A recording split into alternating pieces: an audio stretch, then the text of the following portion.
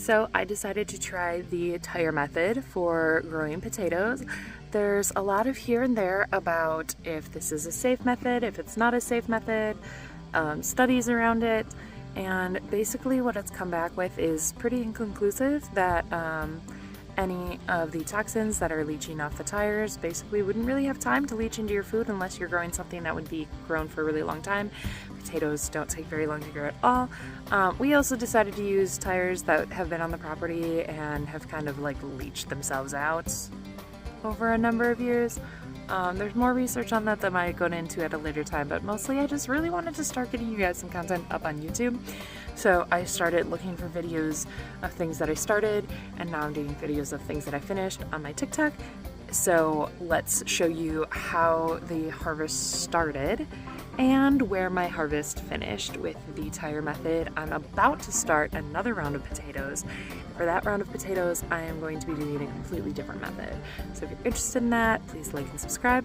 But here is how I started my tire garden and how my tire garden ended / the harvest that I got.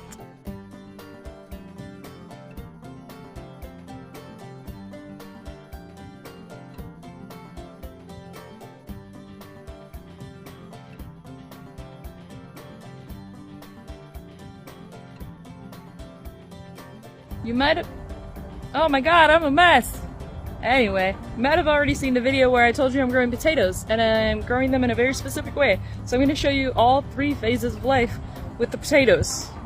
Well, all 3 phases of growing the potatoes. So this is the very first step, which I already filmed, and you might have seen that video already, but we've got some potatoes that have some growth, and I've cut them up. Here they are. Next round is I put them in these tires and I let them grow. None of this is potato growth. This is all weeds. But yeah, that's what it'll look like once I cover it with the dirt. Then they're gonna start to grow up and out of the tires like this. Yep.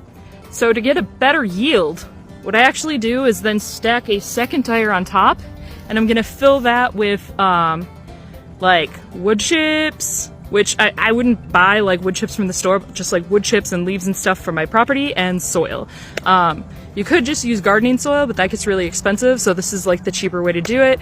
And then I'll keep stacking these, and it'll keep forcing the potato to produce more and push upward toward the sun.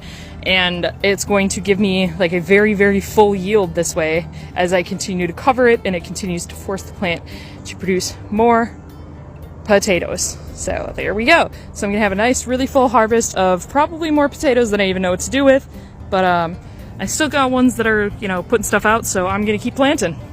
And then I'll have some potatoes for me, potatoes for my neighbors, all the potatoes.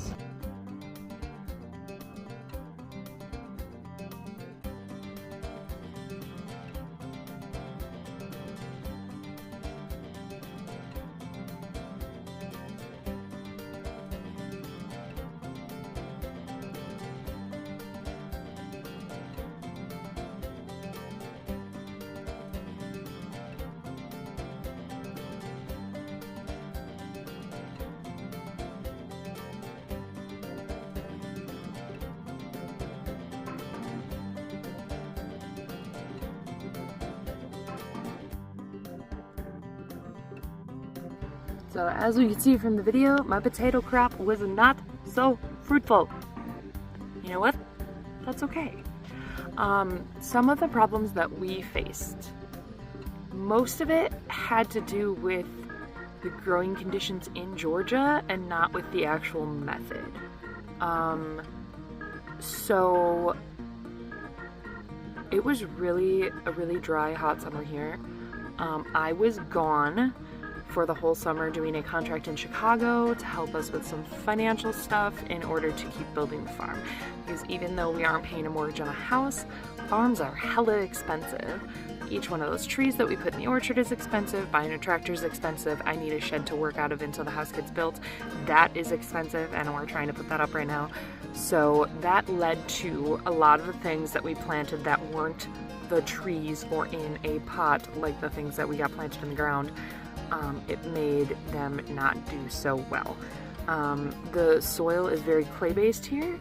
My potatoes did not push down past the tires, and all the stuff that we planted directly in the ground did not so great.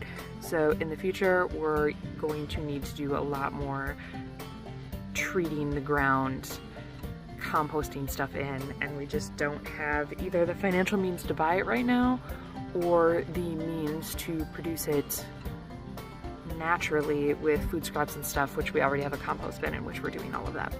So as of right now, I think I'm going to try another round of potatoes and hope that they're a little bit more fruitful. This wasn't bad. The pink basket that you saw in the video, we got that like over halfway full. I got potatoes out of it that I otherwise would not have. Probably like enough potatoes for a couple of meals.